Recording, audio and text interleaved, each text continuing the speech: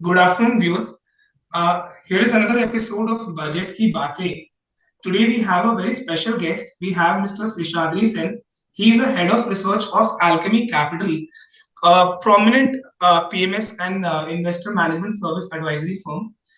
Mr. Sen has experience of over 3 decades, mainly focusing on banking and financial across prominent brokerage houses.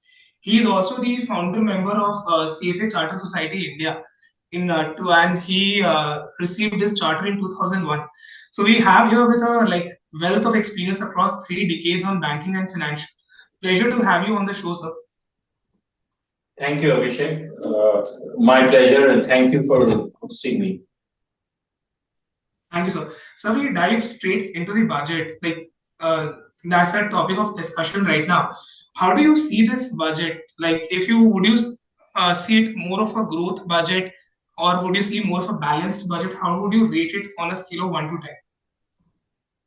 10? Yeah, I mean the score is very high. This is as perfect a budget as what one could think of. Every ask that one had was ticked in this. It is for sure a growth-oriented budget for the simple reason that after a long time there is a very heavy focus on capital spending. As we know, you all probably know that the capital expenditure budget was raised by 33 or 37%, depending on what you consider the base, with a focus on railways, roadways, and green initiatives under the oil ministry. Now, all these, there is capital expenditure and capital expenditure, but the categories where the allocations have been increased have very long-term multiplier effects on the economy. And one reason why India was stuck in a sort of low growth phase was that for a long period, capex, both from private and the state and the government, was running at very low levels, and therefore the multiplier was slowing down, and India was, there were fears that India would get stuck in a low growth orbit. If this is executed, then certainly the potential growth for the economy comes up. And it happens that this has been achieved despite a 50 basis point cut in the fiscal deficit. Now, typically, when you talk about growth-oriented budgets and high spending, it usually means an expansion in the fiscal deficit, which brings with it financial sector risks.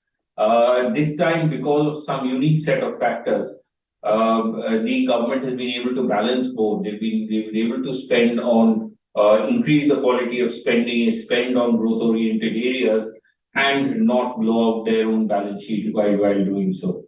The only risk that I would say is that the assumption is that subsidies on food and fertilizers falls very sharply, and that is a little bit dependent on global and geopolitical factors, because we've seen, we were coming out of a year when we saw a shock on prices of the entire petroleum basket and some of the food basket. If that doesn't pan out, then the government may have to make tough choices later in the year and slow down some of this capex spend. That's something we'll watch on an ongoing basis. But at the moment, there doesn't seem to be any logical reason why those assumptions would be challenged. So we are very positive on the budget. Got it. Thank you for those insights, sir. So the straight question to you on banking is PSU banks versus private banks. Now, PSU banks had seen a phenomenal rally in the last few months, and we have also seen kind of a correction from the top recently, led by some fears on some exposures. So at the same time on PSU banks, we have not seen any government. Sorry, on the PSU banks, we have not seen any government recapitalization in the last 2 years, which has always been the history over the last decade. So, how do you see, if somebody's thinking, should I go for a PSU bank, say SBI or any other PSU bank versus the top 3, 4 private banks? What is your view on this? Apologies, I'm just recovering from so PSU banks is an interesting trade that played out last year. In terms of fundamentals, PSU banks are probably better than they've been in the last 8, 10 years, right? There is no visible asset quality stresses on the horizon, and I'll come back to your question a little later on that.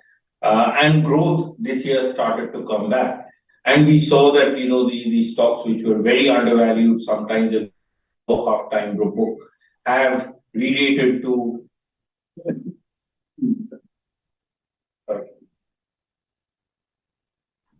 a little below book, 0.7 to Sure. 0.9 book Yeah. is where most of the banks traded at the peak. The view from here is that the much of the upside, PSU banks are never long-term compounders, and even today in what is probably the best point in the cycle for them, you look at any analyst report and the ROEs are well below par, meaning some barely into double digits. And given their cost of equity, that's actually value destructive. Also, PSU banks are losing their competitive advantage in many areas. With the advent of technology, with some of the large private banks, investing very heavily in expansion, the competition will get even more fierce. So you don't play, mind, you don't play PSU banks for steady compounding. You play them for a re-rating, and that re-rating is largely done from here. So there may not be a great deal of downside risk, but will they give you, a lot of alpha? Will they give you a lot of hyper return from here on? Very unlikely, given how much they've re-rated. Having said that, the other question, is there, if there is a credit event which is being talked about, will that hit them very hard like it did in the previous decade? Nobody knows exactly what the exposures are. You ask 3 different analysts and they'll come up with 3 different numbers. And having been an analyst myself, I know for sure that there's no way to ascertain these numbers unless the management disclose it themselves. But it is for sure that some of the PSU banks have large exposures. Now, whether that exposure becomes bad over the next 2 years is difficult to say at this moment. They certainly have both the balance sheet and the P&L to absorb those hits. But it's an additional. It's not how much it impacts their earnings. It is how it impacts their valuations. And just at the point in time where investors were thinking, oh, okay, we put that terrible decade behind us, we don't have to go and look at exposures, etc. That worry comes back, which is a further sort of impediment to the PSU banks continuing their re-rating.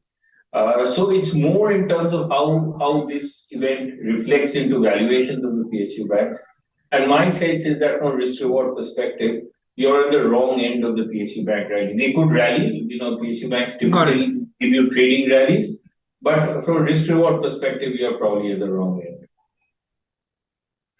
Got it. So to summarize your view, sir, your view is PSU banks offered some very, I would say, attractive valuation at some point in the last 1 year, but that re-rating was the bridge which has already played out. From here, I would say the risk reward are not so much in favor for PSU banks. One never knows, but you would prefer a stable, top-notch private bank over a PSU bank at this stage. So, just a note to viewers: none of this is investment advice. This is purely and purely view of the speakers on the call. And so we move beyond banking now. So the other aspect we wanted to speak about is the non-lending part of financial, and especially one topic which is now very relevant is the impact of on the life insurance companies. So we have seen the names like HDFC Life, they have cut it around 15% from the top in the last 2 days after the budget kind of made it slightly more disincentivized by adding taxation on income over 5 lakhs. So if you could point it out, how much will be the real impact for, say, an insurance company on their net profitability? And are some of them entering into value territory for you, or that's a completely no-go area? Yeah, I mean, I won't. I'll answer it qualitatively a little bit in terms of the impact. I think each of the banks are starting. Each of the insurance companies are starting to put out their numbers in terms of direct impact, and the range on top line is about 6 to 10%. The range on VNB probably is a little lower than that because it affects, according to these managements, the lower margin products. So if you do a cut to cut in terms of what the impact on the VNB is versus how much the stock prices have corrected, then you probably would argue that the stock price is overcorrected. However, if you take a step back and look at the sector as a whole, for sure, the stocks get premium valuations which don't exist anywhere in the world, right? 2 times, 2.5 times price to embedded value are very unique to India. Which is not new, meaning when the private banks were listed in the 90s and the 2000s, everybody said the same thing and those were the best performing stocks. So that per se is not a problem. The challenge for the insurance sector is that and many of you are distributors, so you will be aware that on the protection side, there is a really long runway of growth. So I would say that pricing is a challenge, right? Because as you go deeper into the market, you need to raise your prices, and then you come into challenge of affordability. But even then, given that India is a country which over time the life expectancy is only going up, the incomes are going up, you will find more and more that the addressable market for protection is very large. The addressable market for savings products is now called into question because the government has made a first move in starting to tax them. So that will create a lot of doubt in investors' minds, right? Is this the thin end of the wedge? Will they stop at 5 lakhs? Will they next year do 4 lakhs? Will they, go to 2 lakhs? Right? So there are two, so the bigger factor was that there's also the issue of if everybody moves, if the government moves everyone to the new tax regime, right? Then the tax break. So insurance was an EEE product, right? If the government is trying to push it to becoming a TET product, and the attractiveness of a savings product under insurance is starting to erode, therefore, except maybe ULIP, but the analyst in the investor community hates ULIPs. The more ULIPs an insurance company does, the more its valuation falls. So that worry, it's still early days, but that's something that's worrying me, right? That is the savings part of the insurance companies, is that under structural pressure? Now there are offsets as well, right? For example, if a unified insurance comes, they can start doing health, which is again a large addressable market, though their capabilities in health is still called into question.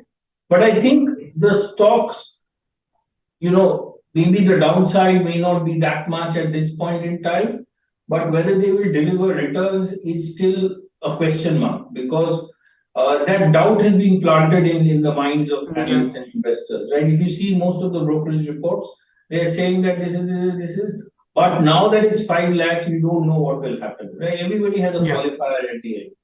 So that is why insurance is a bit of a difficult area now. For sure, these are very high quality companies. Some of them are very innovative. They have deep distribution, and their ability to come up with innovative products in the face of these kind of challenges has been proven. But whether 2.5 times embedded value, price to embedded value is the right valuation, or maybe it's a lower or a higher number, I can't get my head around that. And I've been tracking insurance for 20 years now. So that is where my sort of worry is. That no, so that's a very helpful crisp view. To summarize what I take, what I understand is you are saying possibly the market has reacted more adverse than the possible real net impact on the value of net business, VNB. But the other issue is on the valuation, like when there's a hit then starting on some of the business key components, the valuation might start getting some moderation. That is the main risk that you see. So that is a summary I would bring from this. Right, sir. Sir, can you speak a bit about green bonds and green, because that's becoming a very prominent area that you start hearing only in the last 1-2 years. So, like, what exactly is happening on the green bonds and the green financing? Is this something that can play in the banking versus or some other players? Could you speak a bit about that?